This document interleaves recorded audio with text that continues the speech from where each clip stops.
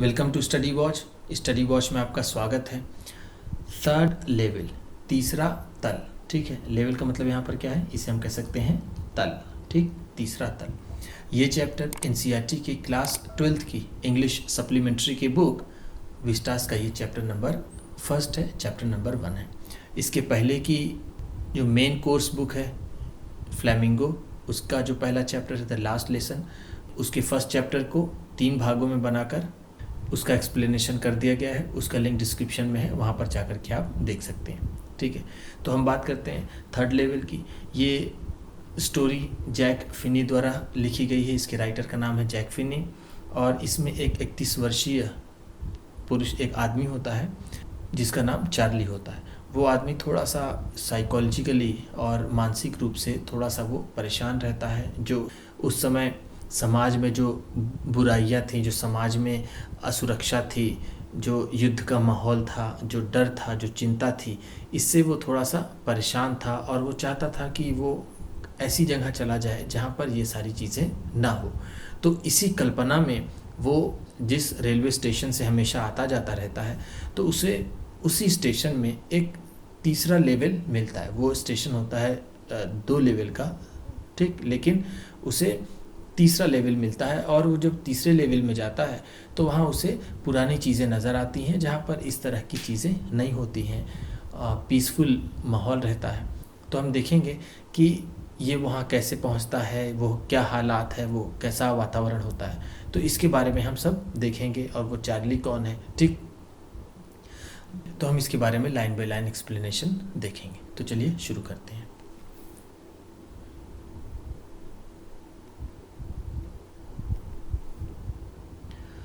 Before you read, आप पढ़ें इससे पहले। ठीक, बिफोर यू रीड का मतलब क्या है, आप पढ़ें इससे पहले। हर एक लेसन में इंग्लिश की एनसीईआरटी की बुक में उसमें बिफोर यू रीड लिखा रहता है। इसका मतलब ये है कि आप एक ओवरव्यू ले लें कि ये चैप्टर किसके बारे में है, कैसा है। तो हम देखते हैं, have you ever had any curious experience, क्या कभी आपको कोई अजीब सा अनुभव हुआ है। ठीक है, क्यूरियस का मतलब क्या है यहाँ पर, अजीब सा। ठीक, ईवर का मतलब क्या है, कभी। क्या कभी आपको अजीब सा अनुभव हुआ है, which others find hard to believe, जिसे दूसरे विश्वास करना मुश्किल पाते हैं, जिस पर दूसरों को विश्वास करना मुश्किल होता है। ठीक है, फाइंड का मतलब क्या है यहाँ पर, वो पाता है।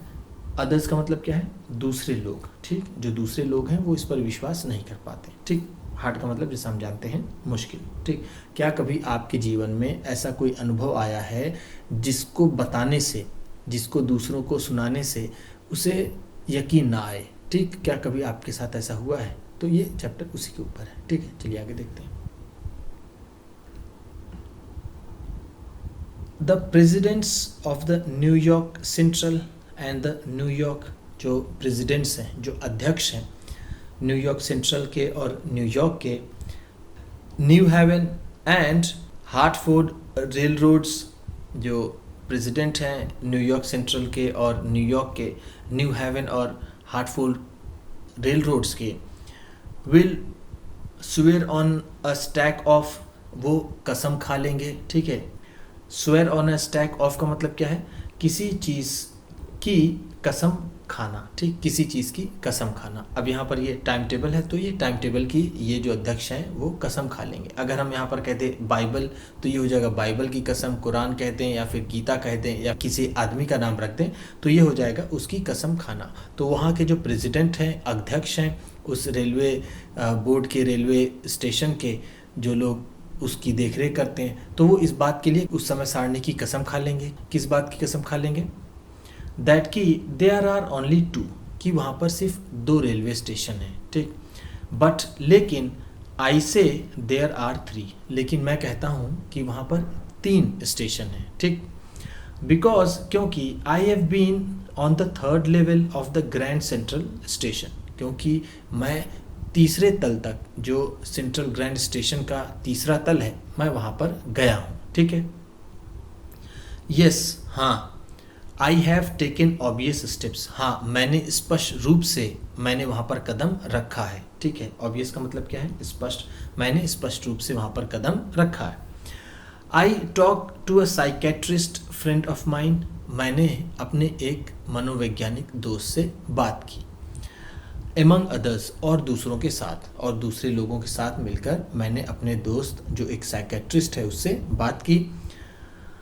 I told him about the third level, मैंने उनको तीसरे लेवल के बारे में बताया। At the Grand Central station, कहाँ पर है वो तीसरा लेवल? वो है ग्रैंड सेंट्रल स्टेशन पर, ठीक। एंड और ही सेड, और उसने कहा, और उसका कहना था, क्या कहना था? It was a walking dream wish fulfilment, वो कहता है कि ये तो चलते हुए सपने के सच होने जैसा है, ठीक है। वॉकिंग ड्रीम विश फुलफिलमेंट को हम क्या कह सकते हैं? किसी चीज़ को वास्तविकता से इतर देखना, ठीक है। इसे हम कह सकते हैं किसी चीज़ को, जो चीज़ सच में है उसे ना एक्सेप्ट करके हम अपने किसी काल्पनिक चीज़ को, किसी काल्पनिक मान्यता को हम उसे माने, तो उसे हम कह सकते हैं कि ये है एक वॉकिंग ड्रीम विश फुलफिलमेंट, ठीक। तो उसने ऐसा कहा कि ये तुम्हारा तो बिल्कुल वास्तविकता से हटकर तुम्हारा ये मानना है, ठीक। ही सेड, उसने कहा, आई वॉज अनहैप्पी, कि मैं नाखुश हूँ, मैं उदास हूँ, मैं दुखी हूँ। That made my wife kind of mad, और इसकी वजह से जो मेरी पत्नी है वो पागल सी हो गई हैं, ठीक है। काइंड ऑफ मैड का मतलब क्या है? पागल सा होना। बट लेकिन ही एक्सप्लेन्ड दैट, और उसने आगे बताया कि, यानी उसने एक्सप्लेन किया कि he meant the modern world is full of insecurity, उसका मतलब था कि, उसका मानना था कि, क्या मानना था? कि द मॉडर्न वर्ल्ड, जो अभी आधुनिक दुनिया है, जो आधुनिक समाज है, इज़ फुल ऑफ इनसिक्योरिटी, वो असुरक्षा से भरा हुआ है। फुल ऑफ इनसिक्योरिटी का मतलब क्या? असुरक्षा से भरा हुआ है। फियर, डर से भरा हुआ है। वॉर, युद्ध से। वरी, चिंताओं से, ठीक। जो अभी का वातावरण है वो असुरक्षा, डर, युद्ध और चिंता से भरा हुआ है।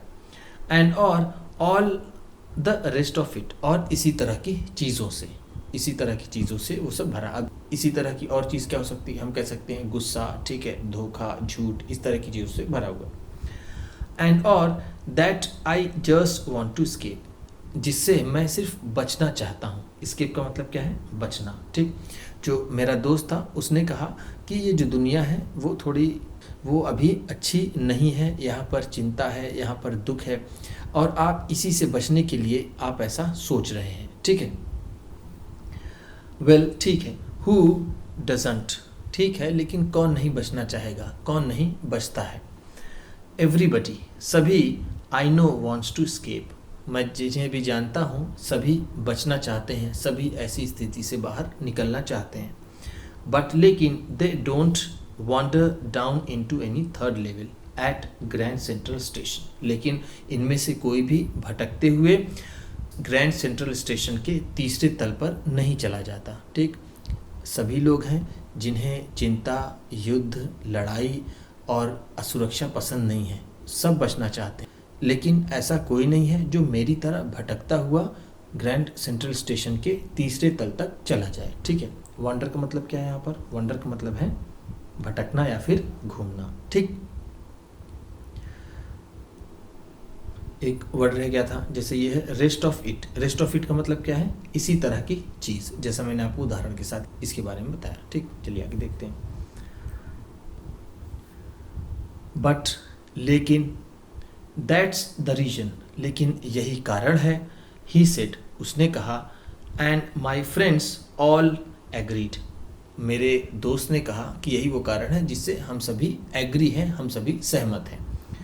एवरीथिंग पॉइंट्स टू इट, सभी इसी की तरफ इशारा करते हैं, यानी जो भी बातें हो रही हैं वो सब इसी की तरफ इशारा कर रही हैं। दे क्लेम्ड, उन्होंने दावा किया, उन्होंने इस बात को पुख्ता तौर से रखा कि जो भी चीज़ें हो रही हैं वो इसी की तरफ इशारा करें। किसकी तरफ? माई स्टैम्प कलेक्टिंग, जैसे कि मेरा स्टैम्प कलेक्शन करना, मेरा स्टैम्प को संजोए रखना। फॉर एग्जाम्पल, उदाहरण के तौर पर जो मेरा स्टैम्प कलेक्शन है, यानी जो मैं स्टैम्प कलेक्शन कर रहा हूँ, इसका मतलब ये हुआ कि मैं भी अभी के वर्तमान स्थिति से बचकर मैं बाहर, यानी पुराने समय में जाना चाहता हूँ, इसलिए जो स्टैम्प्स पुराने ज़माने के हैं मेरे पास, मैं उन्हें कलेक्ट कर रहा हूँ। इसी की तरफ सब इशारा कर रहे हैं कि मैं अभी वर्तमान की स्थिति से बचना चाहता हूँ। ठीक, दैट्स अ टेम्परेरी रिफ्यूज, ये एक तरह का अस्थाई बचाव है। ठीक है, टेम्परेरी का मतलब क्या है? अस्थाई, और रिफ्यूज का भी मतलब क्या है? बचाव। ठीक, फ्रॉम रियलिटी, वास्तविकता से, यही अस्थाई बचाव है वास्तविकता से। ठीक है, वेल मे बी, ठीक है, हो सकता है कि जो मैं कर रहा हूँ वही मेरा भागना हो, मेरा बचना हो अभी की स्थिति से। But my grandfather didn't need any refuse from reality, लेकिन मेरे दादाजी को वास्तविकता से बचने की, वास्तविकता से भागने की कोई ज़रूरत नहीं थी।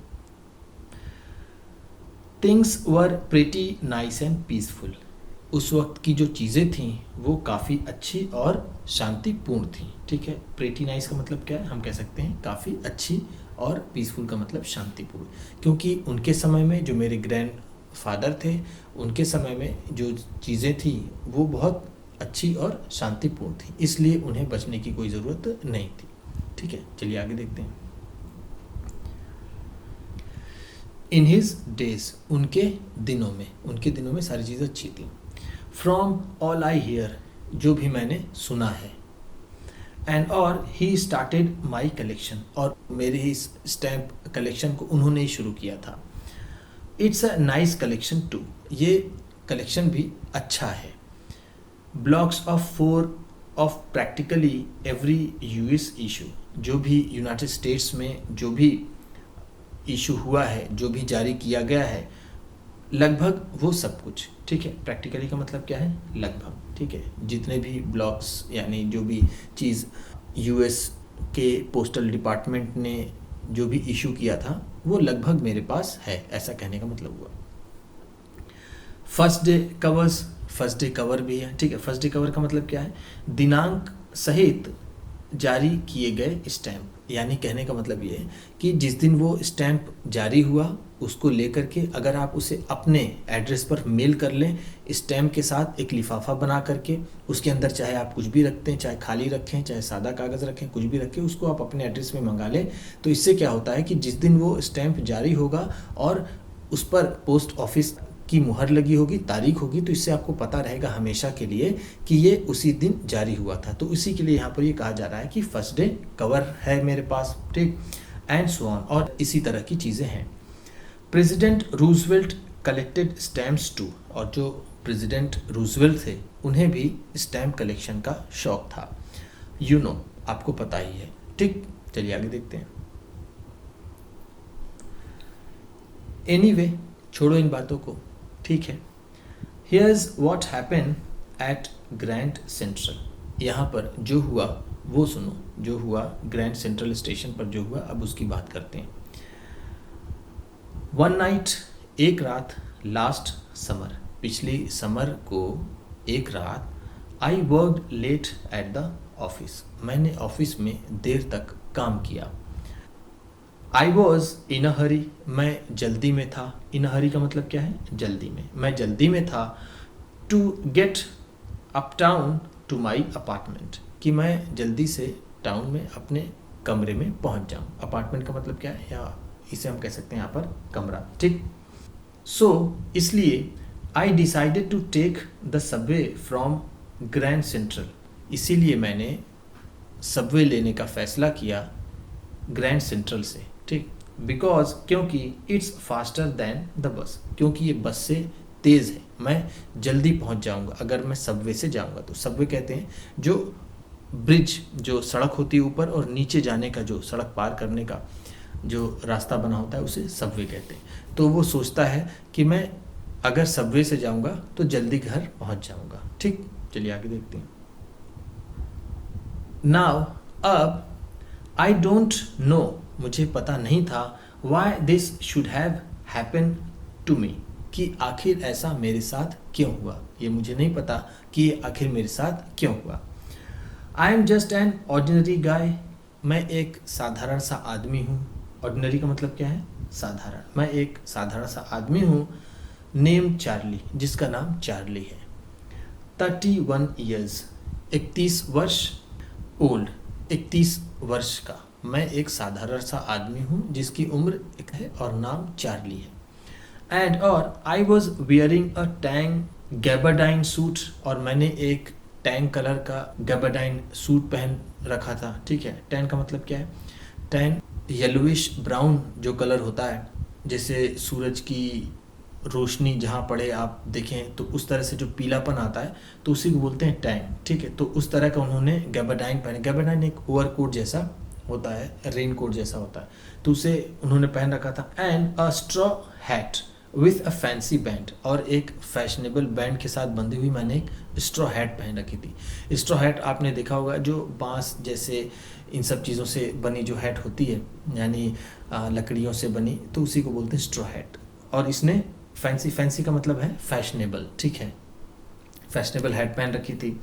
आई पास अ डोजन मैन, मैं कई आदमियों के पास से गुजरा, यानी मैं दर्जनों आदमियों के पास से गुजरा। Who looked just like me, जो बिल्कुल मेरी तरह ही दिखते थे, यानी उन्होंने मेरी तरह ही पहन रखा था, मेरी तरह चल रहे थे, वो बिल्कुल मेरी तरह ही थे। एंड और I wasn't try to escape from anything, और मैं किसी चीज़ से बचने की कोशिश नहीं कर रहा था, मैं किसी भी चीज़ से भाग नहीं रहा था। I just wanted to get home to Louisa my wife, मैं सिर्फ घर पहुंचना चाहता था अपनी पत्नी लुइसिया के पास। ठीक, चलिए आगे देखते हैं। I turn into grand central, मैं ग्रैंड सेंट्रल की तरफ मुड़ा।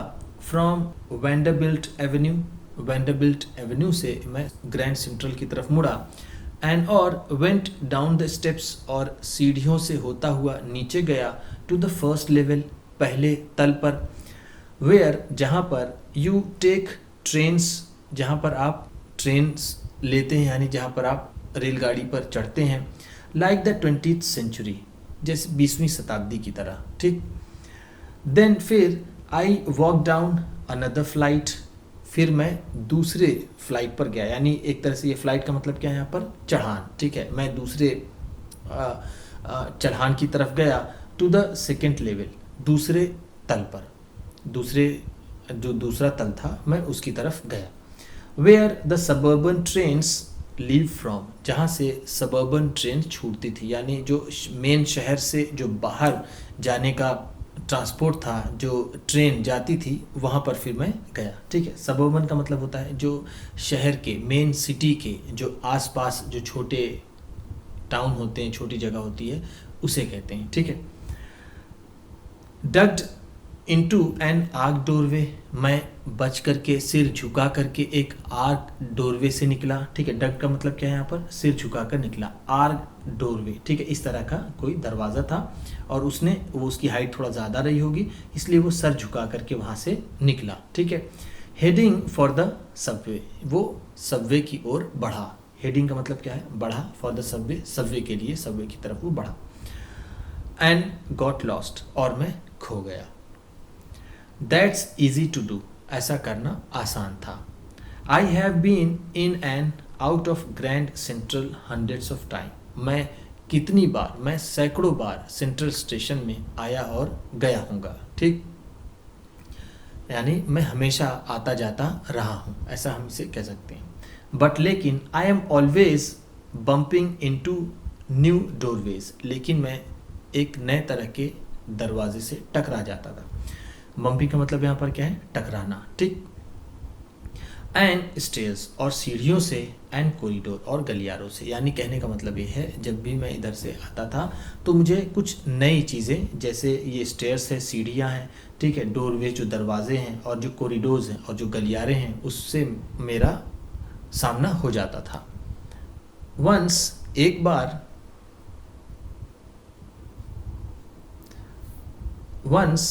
बार, I got into a tunnel, मैं एक सुरंग में गया। ठीक है, टनल का मतलब क्या है? सुरंग। मैंने सुरंग में प्रवेश किया। अबाउट माइल लॉन्ग, जो लगभग 1 मील लंबी थी। ठीक है, माइल का मतलब क्या है? मील। ठीक, 1.6 किलोमीटर का 1 मील होता है। ठीक है, मैं 1 मील लंबी सुरंग में मैंने प्रवेश किया। And came out in the lobby of Roosevelt hotel, और जो रूजवेल्ट होटल की लॉबी थी वहाँ पर जा कर के मैं निकला। अनदर टाइम, दूसरी बार, I came up in an office building on the 46th street, दूसरी बार मैं कहाँ पर निकला, 46th यानी गली नंबर 46 है, 46 है, उसकी ऑफिस बिल्डिंग के पास में निकला। 3 blocks अवे, जो 3 ब्लॉक दूर थी, यानी जो 3 बिल्डिंग्स को छोड़ करके फिर ये आता था 46th स्ट्रीट, फिर मैं वहाँ पर निकला। ठीक। समटाइम्स, कभी कभी, I think grand central is growing like a tree, कभी कभी मुझे लगता था कि ये जो ग्रैंड सेंट्रल स्टेशन है ये एक पेड़ की तरह बढ़ता जा रहा है। पुशिंग आउट न्यू कॉरिडोर्स, जिसमें से नए गलियारे निकल रहे हों, एंड स्टेयरकेसेस, और उसमें से सीढ़ियाँ निकल रही हों, लाइक रूट्स, जड़ों की तरह। ठीक है, जड़ों की तरह इसमें स्टेयरकेसेस यानी सीढ़ियाँ निकल रही हों और गलियारे बन रहे हों, ऐसा मुझे कभी कभी ये ग्रैंड सेंट्रल स्टेशन लगता है। ठीक, चलिए आगे देखते हैं। There is probably a long tunnel, संभवतः वहाँ पर एक लंबी सी सुरंग है। दैट नोबडी नोज, जिसे लगभग कोई नहीं जानता। About feeling it's way under the city right now, जो सिटी के अंदर से जो चल रही होती है, यानी जो सिटी है उसके नीचे एक सुरंग है जो अंदर अंदर फैली है, इसके बारे में लगभग कोई नहीं जानता। ठीक। On its way to Times Square, जो टाइम स्क्वायर को जाती है, एंड और maybe another to Central Park, और हो सकता है जो दूसरी टनल है वो जाती हो सेंट्रल पार्क की तरफ। ठीक, ऐसा कोई नहीं जानता, इस बात से शायद कोई परिचित नहीं है कि यहाँ नीचे सिटी के टनल गई हुई है जो इन 2 जगहों को जाती है, सेंट्रल पार्क और टाइम स्क्वायर की तरफ, ऐसा किसी को पता नहीं है। एंड मे बी, और हो सकता है, because for so many people through the years grand Central has an exit, और हो सकता है क्योंकि इसकी जो वजह है इसके ना जानने की वो ये है कि फॉर सो मेनी पीपल, बहुत से लोग, थ्रू द ईयर्स, इन वर्षों में, Grand Central has been an exit, जहाँ पर ये ग्रैंड सेंट्रल स्टेशन ने लोगों को बाहर निकाला है। ठीक है, हम यहाँ कह सकते हैं Grand Central has been an exit का मतलब क्या है कि यहीं से लोग बाहर निकलते हैं। हो सकता है कि यही वजह है जो लोग ना जान पाते हों कि एक टनल भी है।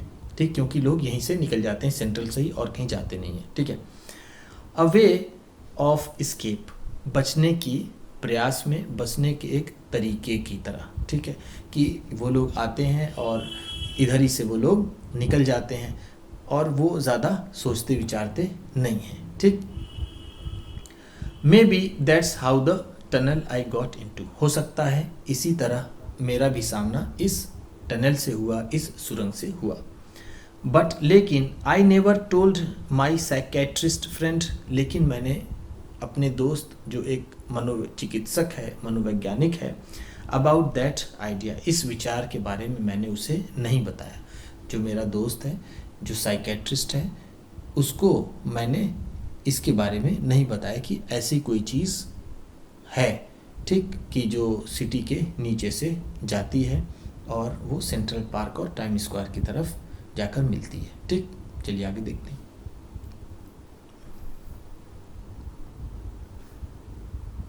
द कॉरिडोर, वो गलियारा, आई वॉज इन, जिसमें मैं था, बिगन एंगलिंग लेफ्ट, वो बाईं तरफ मुड़ने लगा। ठीक है, बिगन का मतलब शुरू हो गया, एंगलिंग का मतलब झुकना। ठीक है, मुड़ना। ठीक है, एंगलिंग का मतलब कह सकते हैं झुकना। एंड स्लैंटिंग डाउनवर्ड, और वो ढलान की तरफ जाने लगा। ठीक है, स्लैंटिंग को हम क्या कह सकते हैं, ढलान। एंड और आई थॉट दैट, और मुझे लगा कि दैट वॉज रॉन्ग, कि ये गलत है। ठीक, कि मैं गलत रास्ते में, मैं रास्ता भटक रहा हूँ, ये गलत रास्ते की तरफ मैं जा रहा हूँ, ऐसा मुझे लगने लगा था। बट लेकिन, आई केप्ट ऑन वॉकिंग, लेकिन मैं चलता गया, मैं आगे बढ़ता गया। All I could hear was the empty sound मैं जो सुन सकता था वो सिर्फ खाली आवाज़ आ रही थी, of my own foot steps, सिर्फ मेरे कदमों की आवाज़। जो वहाँ पर मैं खाली सुन सकता था वो मेरे कदमों की आवाज़ थी और वहाँ किसी भी तरह की कोई आवाज़ नहीं थी। एंड और I don't pass a soul, और मेरे तरफ से या फिर मैं किसी भी आदमी की तरफ से नहीं गुजरा, यानी वहाँ पर कोई भी आदमी नहीं था, कोई भी मानव नहीं था जो वहाँ से गुजरता। ठीक है, सोल का मतलब यहाँ पर क्या है? मानव। ठीक। देन फिर आई हर्ड दैट, फिर मैंने सुना कि आई हर्ड, मैंने सुना, that sort of hollow roar, एक खाली गूंज, एक खाली दहाड़ की आवाज़। यहाँ पर रोर को हम कह सकते हैं गूंज, या फिर कैसे, हॉलो का मतलब है खाली, एक खाली सी आवाज़, एक दहाड़ मैंने सुनी। अहेड, ठीक, यानी मैंने आगे एक खाली आवाज़ सुनी। दैट मीन्स, जिसका मतलब था open space and people talking, जिसका मतलब ये समझ में मुझे आ रहा था कि आगे खुली जगह है और लोग बातें कर रहे हैं। The tunnel turn sharp left, और वो जो सुरंग थी वो बिल्कुल शार्प लेफ्ट मुड़ गई। ठीक है, बिल्कुल ऐसा, ठीक है, 90 डिग्री जैसा वो मुड़ गई। I went down to a short flight of stairs, फिर मैं नीचे गया, जो दूसरी चढ़ान थी उस सीढ़ियों की। ठीक है, यहाँ पर फ्लाइट को हम कह सकते हैं सीधा, मैं सीधा उन सीढ़ियों पर गया। एंड और came out on the third level at Grand Central Station, और मैं ग्रैंड सेंट्रल स्टेशन के तीसरे तल पर पहुंच गया। ठीक, इस तरह से हमने देखा कि वो अब ये तीसरे लेवल पर पहुंच गया है। अभी जो उसकी कल्पना थी वो अब उसके ऊपर हावी हो रही है। अब उसे ये समझ में नहीं आ रहा है कि वो कहाँ पर है, वो जो भी चीज़ें देख रहा है वो उसको अपनी कल्पना से जोड़ ले रहा है। ठीक है, चलिए आगे देखते हैं। फॉर जस्ट अ मोमेंट, सिर्फ एक क्षण के लिए, आई थॉट, मुझे लगा, I was back on the second level, कि मैं फिर से वापस दूसरे तल पर आ गया हूँ। बट लेकिन आई सॉ द रूम, मैंने देखा कि वो कमरा वॉज स्मॉलर, वो कमरा छोटा था। There were fewer ticket windows, वहाँ पर कम टिकट की खिड़कियाँ थीं। एंड और ट्रेन गेट्स, और वहाँ पर जो ट्रेन गेट्स थे वो भी बहुत कम थे, वो छोटे थे। एंड और the information booth in the centre, और जो केंद्र में जो इंफॉर्मेशन बूथ होती है, जो पूछताछ केंद्र जिसे हम कह सकते हैं, वो was would and old looking, वो लकड़ी का बना था और वो पुराना दिखाई दे रहा था। एंड और the man in the booth वोर अ ग्रीन आई शेड, और जो आदमी था उस बूथ में उसने हरे रंग की वो आई शेड लगा रखा था, आंखों को बचाने वाली लाइट से, तो उसने इस तरह एक आई शेड लगा रखा था। एंड और लॉन्ग ब्लैक स्लीव प्रोटेक्टर्स, और उसने लंबे लंबे स्लीव्स के प्रोटेक्टर्स पहन रखे थे। द लाइट्स वर डिम, जो रोशनी थी वो बहुत हल्की थी, धुंधली थी। डिम का मतलब क्या है? हल्की या फिर धुंधली। एंड सॉर्ट ऑफ फ्लिकरिंग, और वो ऑफ एंड ऑन ऐसा जल रही थी।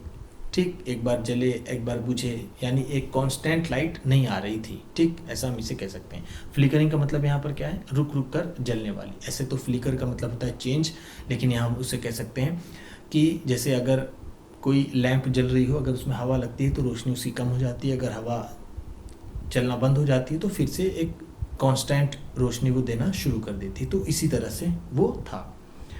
देन फिर आई सॉ, फिर मैंने देखा कि वाई, कि ऐसा ये क्यों है, ये क्यों फ्लिकरिंग कर रही है, क्यों ये रुक रुक करके जल रही थी। They were open flame gas lights, वो सब खुली गैस लाइट्स वाली लौ थी, वो खुली गैस वाली लाइट थी। ठीक, यानी उसमें हवा लग रही थी तो वो थोड़ा कम जल रही थी, और जब हवा चली जाए तो वो फिर से तेज़ी से जलने लगती थी। ऐसा इसके कहने का मतलब है।